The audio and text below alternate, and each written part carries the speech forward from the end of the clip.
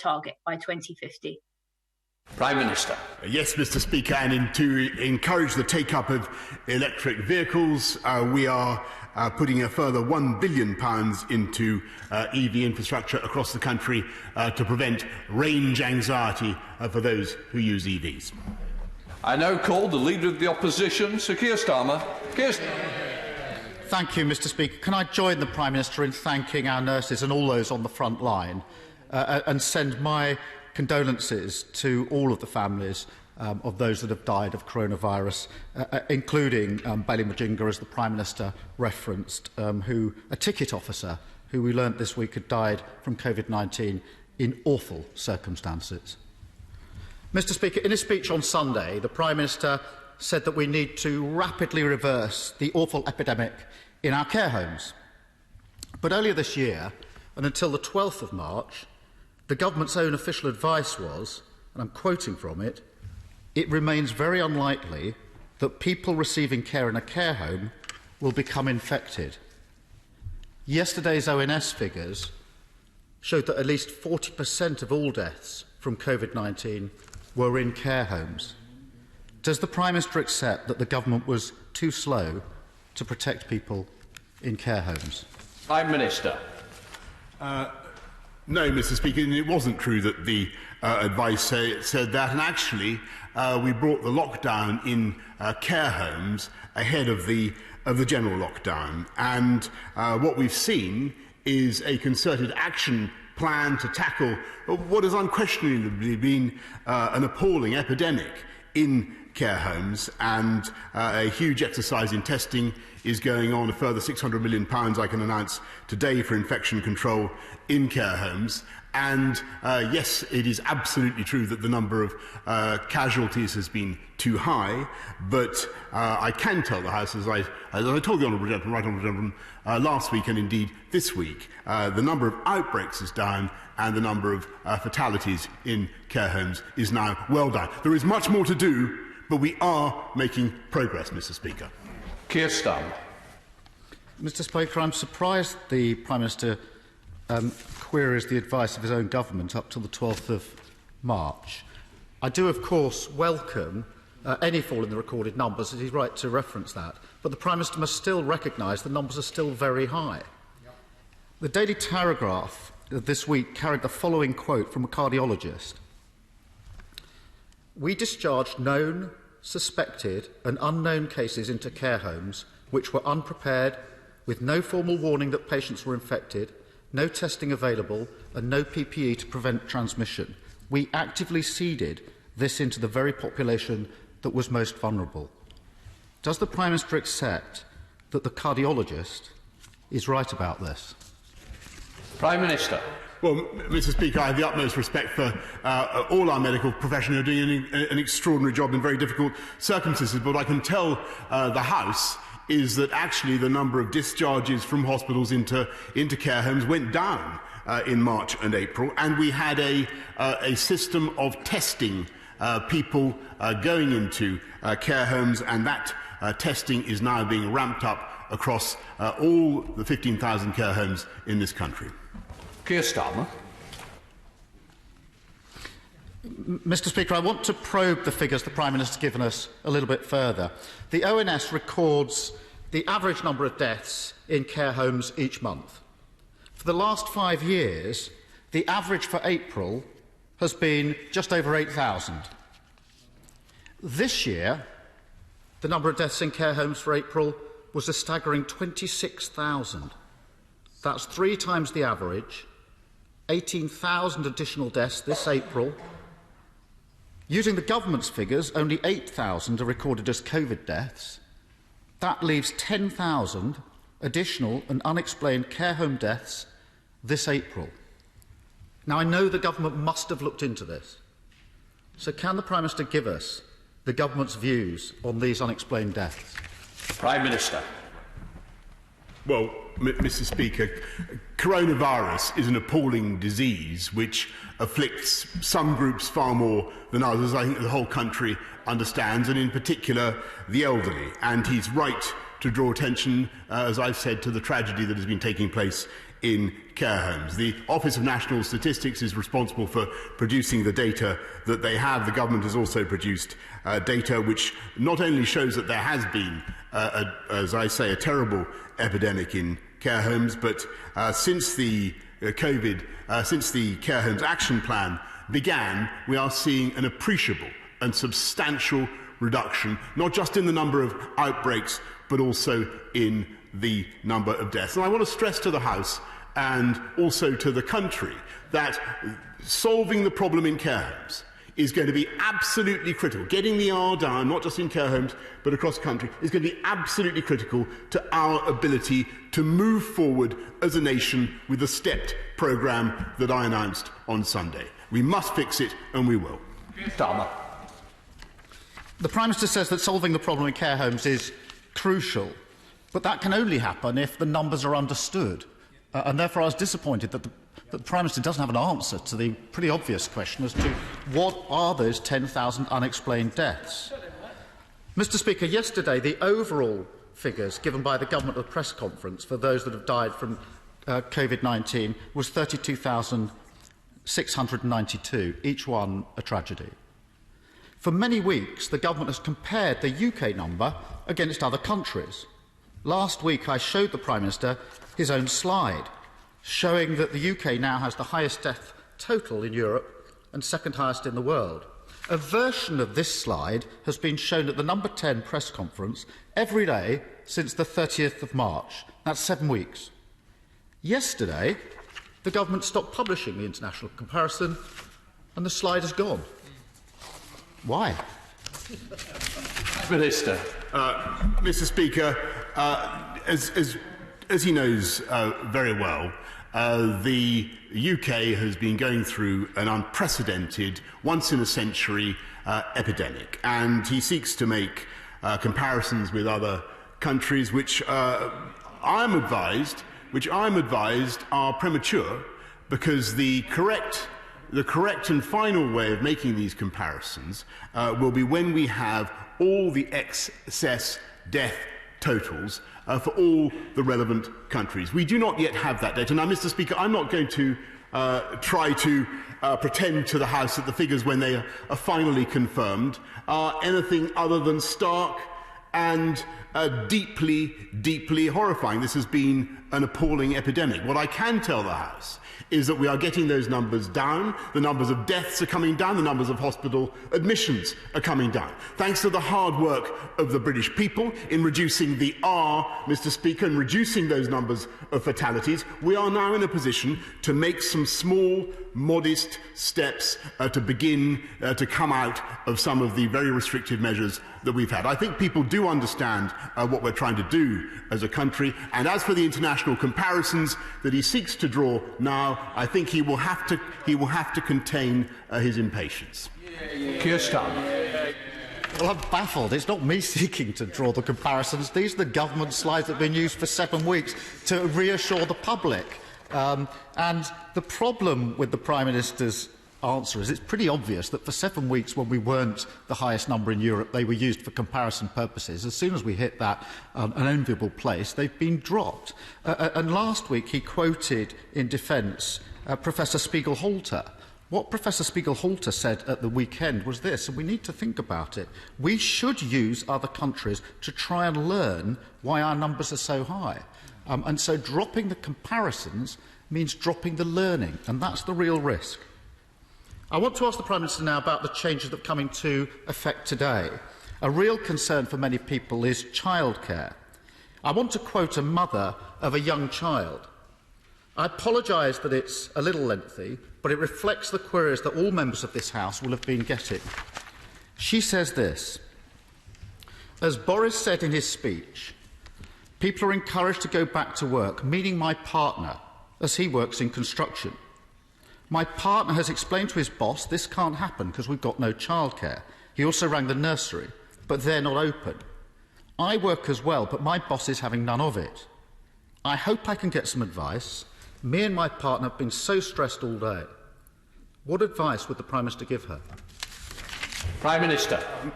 Thank you very much, Mr. Speaker. Just on his earlier point about not learning from other countries, nothing could be further from the truth. We are watching intently what is happening in other countries, and it is very notable that in some other countries where relaxations have been introduced, there is the signs of the R going up again. And that's a very clear warning to us not to proceed too fast or too recklessly. I hope the country does understand that. On the specific point that he rightly raises about people's anxieties about going back to work when they don't have adequate childcare, I think I was very clear both with him and with the House earlier in the week that insofar as people may not be able to go back to work because they don't have the childcare that they need, then their employers must be understanding. And it is clearly, as I said, an impediment. It's a barrier to your ability to go back to work if you don't have childcare.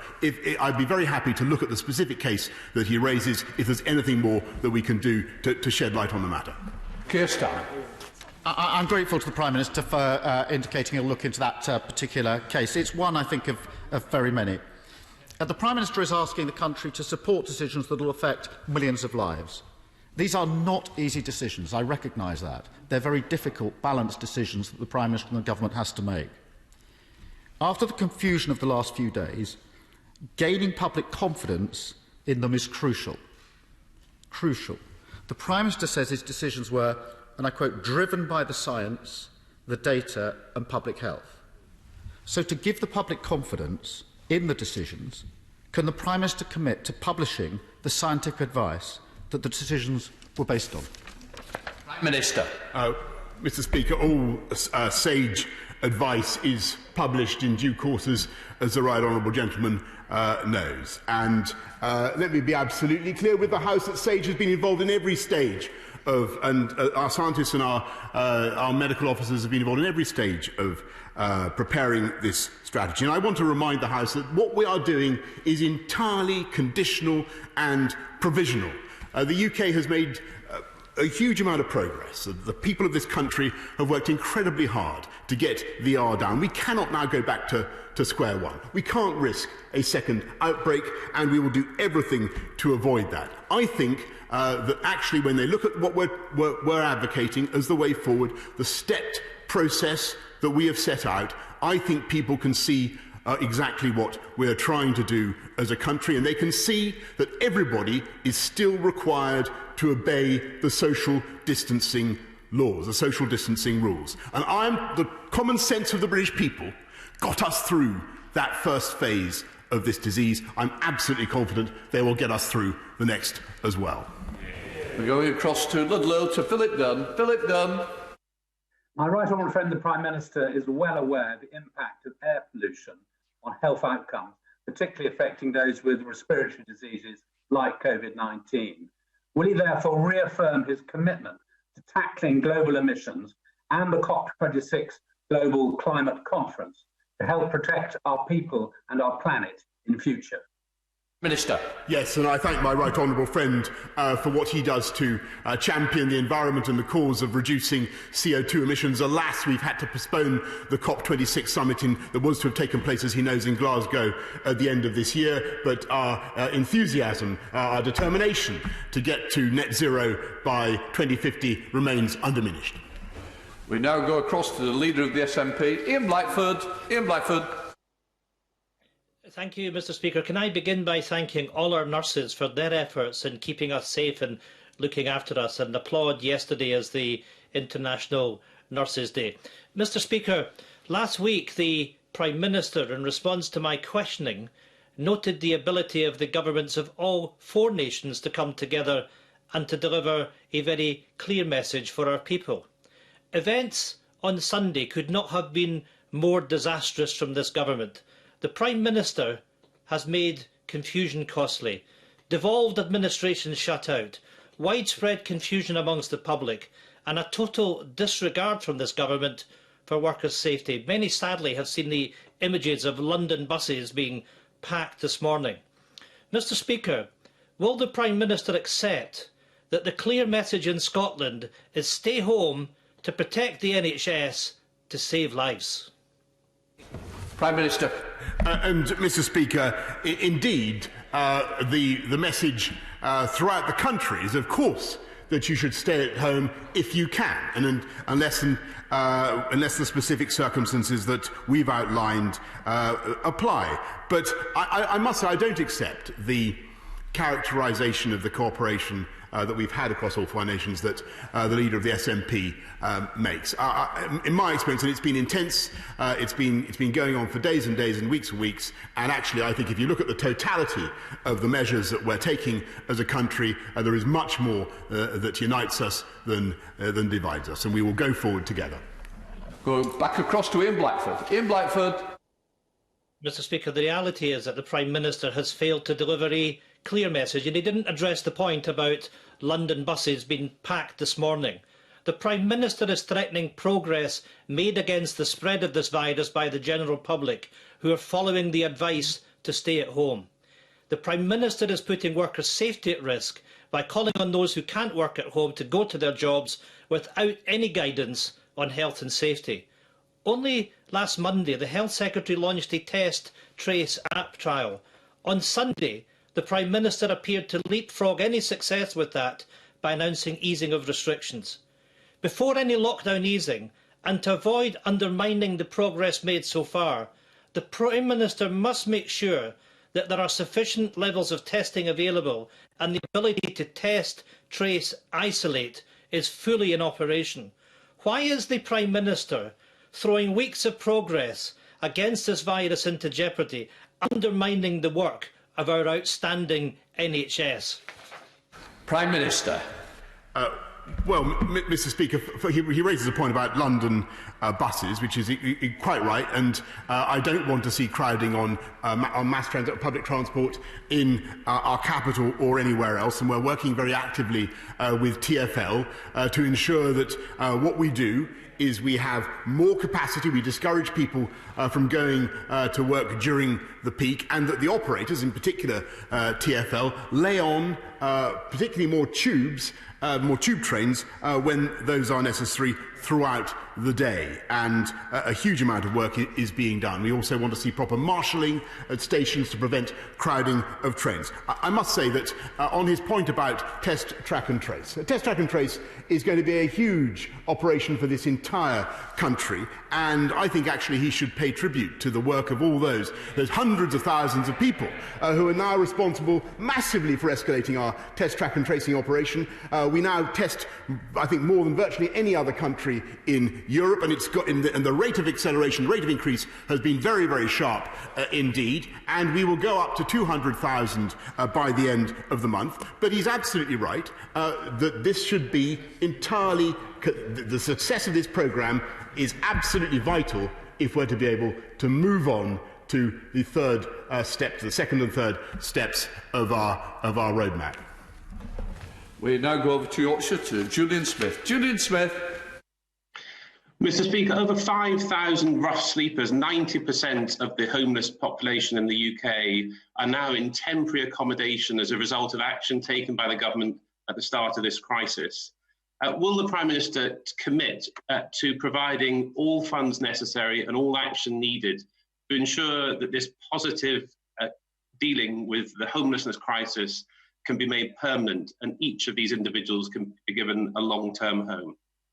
Minister.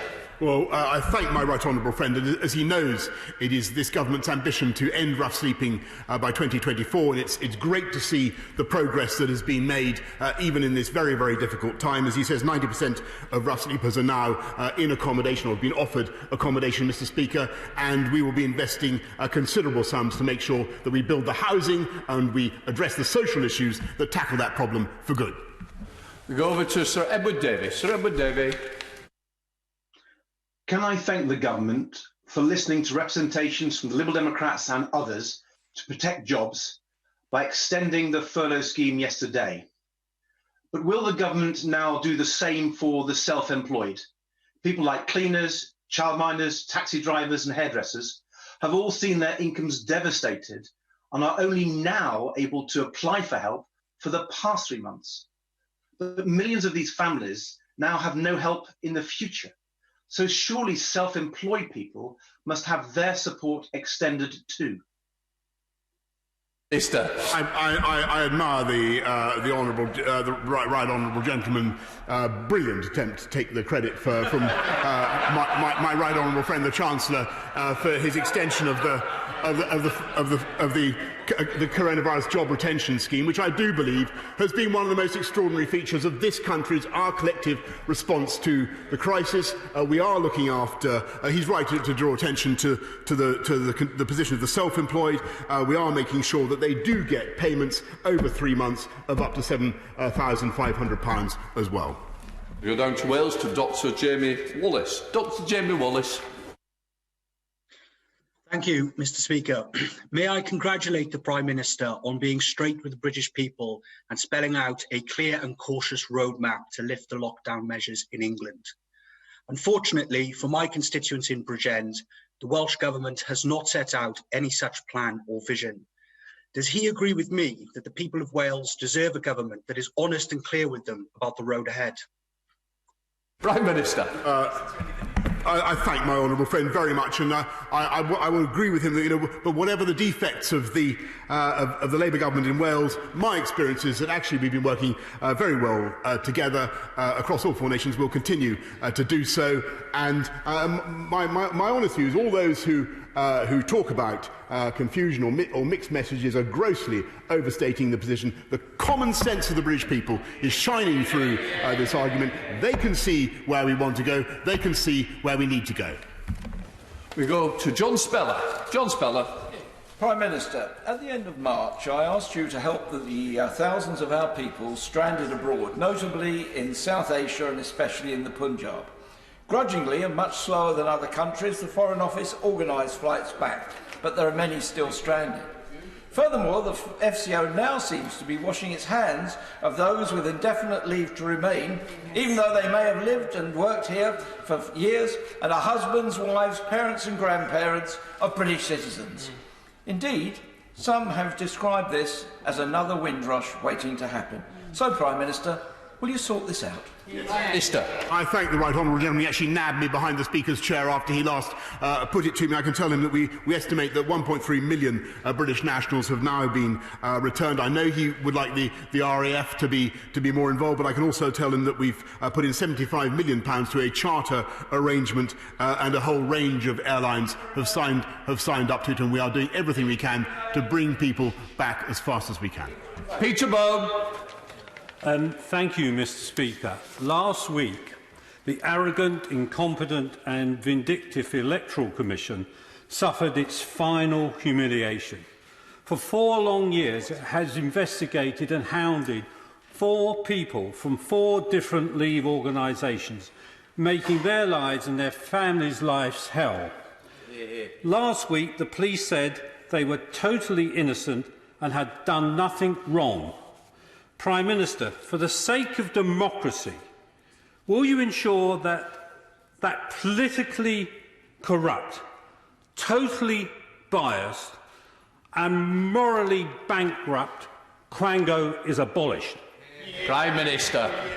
Mr. Speaker, I hear what my honourable friend says about the Electoral Commission. I think what I can say is that insofar as those who were investigated, I hope that all those who spent so much time and energy and effort drawing attention to their supposed guilt will now spend as much time and energy and ink and airtime drawing attention to their genuine innocence, Mr. Speaker. Go across to David Linden, north of the border. David Linden. Thank you, Mr. Speaker. As we moved into lockdown, some of Glasgow's vulnerable asylum seekers were moved from safe accommodation into city hotels where social distancing is harder to enforce. So it's clear that the Home Office is not currently doing enough to protect and look after those who seek refuge in our city.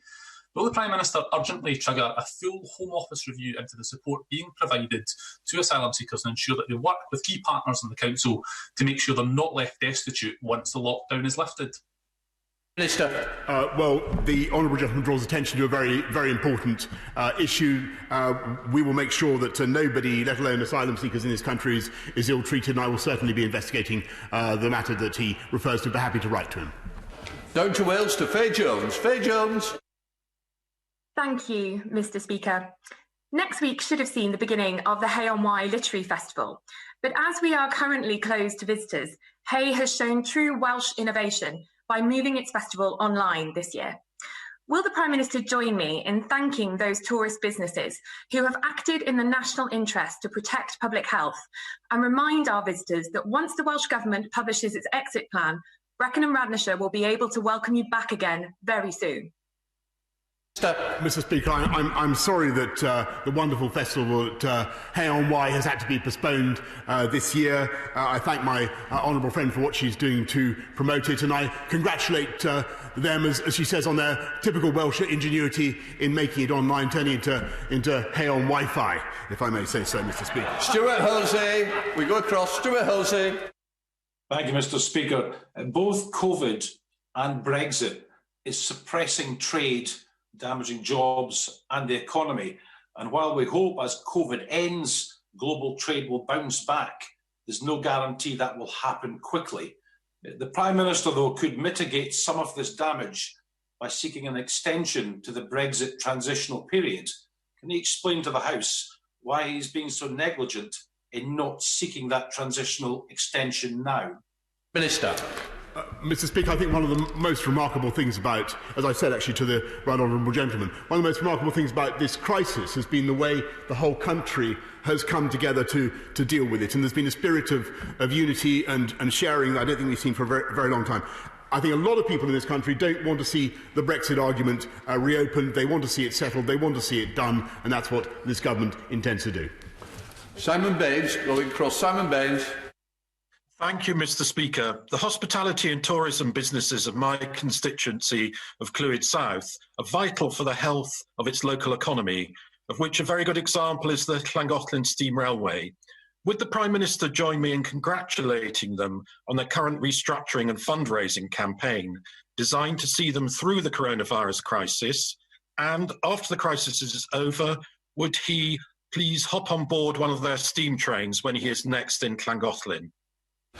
Prime Minister. Mr. Speaker, I have a picture at home of myself and William Hague aboard the Llangollen Steam Railway, I'm proud to say, and I congratulate them on what they're doing to raise funds, and I've no doubt that they have a glorious future ahead with his support. Go up to Neil Gray, Northfield Border. Neil Gray.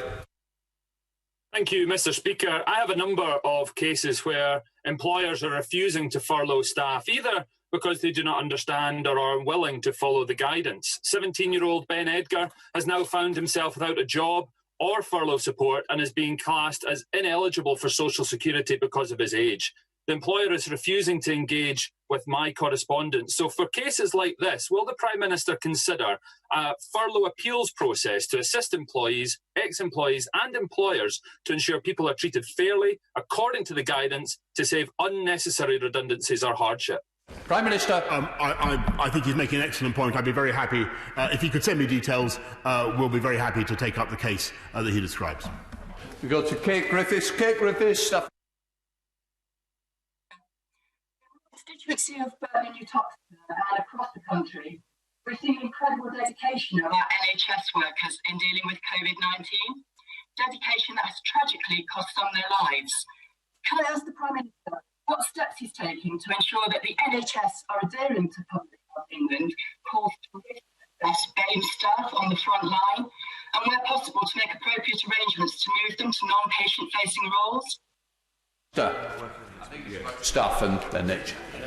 Thank you, Mr. Speaker, and I thank my honourable friend. I think I understood very clearly what she was saying. It's obvious from the data that coronavirus, as I said earlier on, is falling disproportionately on certain groups, not just the elderly.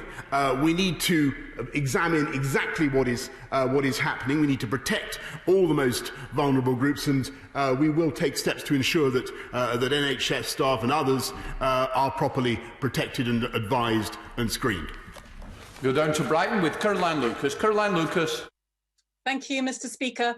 Last week, climate experts reported that green economic recovery packages deliver far higher returns than conventional stimulus spending. And they also warned that how we emerge from this coronavirus crisis mustn't be in a way that deepens the climate and nature emergencies. Does the Prime Minister agree, and will he commit to action that will help us to build back better, and start by committing that any airline queuing up for a taxpayer handout must be required to meet robust climate goals? Prime Minister. Well, I think probably the best and shortest answer I can give to her is that we totally understand that aviation, clearly, inadvertently, the planet this year will have greatly reduced its CO2 emissions. And she's absolutely right that we need to entrench those gains. I don't want us to see us going back to an era of the same type of emissions as we've had in the past. Aviation, like every other sector, must keep its carbon lower, and we're certainly working on technological solutions to ensure that we can do that. We come to the final question. William Ragg. Thank you very much, Mr. Speaker. Will my right honourable friend, the Prime Minister, join me in paying fulsome tribute to all the staff at Stepping Hill Hospital, particularly those caring for patients with COVID-19? But would he recognise that many people have not been attending hospital as usual? So how will he be assisting hospitals like Stepping Hill ensure that my constituents can access healthcare as usual? Prime Minister. Well, Mr. Speaker, I think it's one of the most important features of the way this country, I thank my honourable friend, one of the most important features of the way this country responded to the epidemic, that we did protect the NHS. We maintained capacity in the NHS throughout. Nobody went without a ventilator. There was space in ICUs throughout the crisis. But we have a situation now, as he rightly says, when too many people are not going to hospital or to the doctor to seek the treatment they need and deserve, and I would certainly encourage people with conditions that need medical treatment to go and get that treatment now, and that will help us to reduce deaths this year and throughout the crisis. We now come to the urgent questions to the Secretary of State for Education,